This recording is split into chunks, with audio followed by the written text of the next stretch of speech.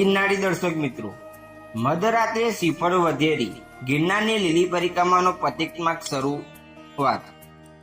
ગિરનારની લીલી પરિક્રમા વરસાદને કારણે મોકૂફ રાખવામાં આવ્યો છે. ત્યારે વહીવટતંત્ર દ્વારા સર્વાનુમતે પ્રતિકમાર્ગ પરિક્રમા કરવાનો નિર્ણય લેવાયો છે. પરિક્રમા માટે જંગલના પ્રવેશદ્વાર એવી ઇટવા ચેકપોસ્ટ પર ચૂંટ પોલીસ બંદોબસ્ત ગોઠવાયો છે. વન વિભાગ અને પોલીસનો બંદોબસ્ત મૂકવામાં આવ્યો છે. આજે મધરાત્રિએ વહીવટતંત્ર અને સાધુ સંતોને શ્રીફળ વધેરીને પરિક્રમાનું મુહૂર્ત કરશે.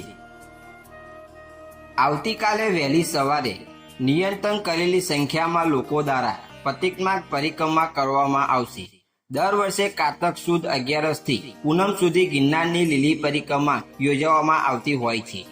પરંતુ ચાલુ વર્ષે વરસાદને કારણે પરિક્રમા રૂટના રસ્તાઓનું ધોવાણ થયું છે.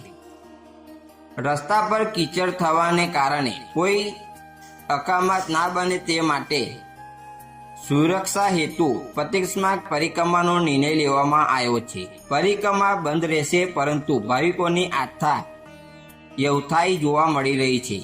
પરિક્રમા ફરવા આવતા ભાવિકોમાં નિરાશ વ્યાપી છે. દર વર્ષે પરિક્રમા દરમિયાન ભજન ભક્તિ સાથે સેવા કરતા લોકો પરિક્રમા મોકૂફ થતા નિરાશ જોવા મળી રહ્યા છે. સાબરમતીથી આવેલી સેવાભાવી મહિલાઓએ પરિક્રમા રૂટના રસ્તા પર બેસી ભજન કીર્તન કરી સંતોષ માન્યો છે. આ સાથે જ તેમને ચાલુ વર્ષે સેવા નહીં કરવાનો અફસોસ વ્યક્ત કર્યો છે. જો કે કેટલાક પરિક્રમાઓએ તંત્રના નિયમને આવકાર્યા છે. લોકોની સલામતી માટે તંત્રએ લીધેલો નિર્ણય યોગ્ય હોવાનું જણાવ્યું છે. મિત્રો, આવા નવા વિડીયો જોવા માટે અમારી ચેનલને સબસ્ક્રાઈબ કરો અને કોમેન્ટમાં જય ગિરનારી જરૂરથી લખજો. જય ગિરનારી, હર હર મહાદેવ.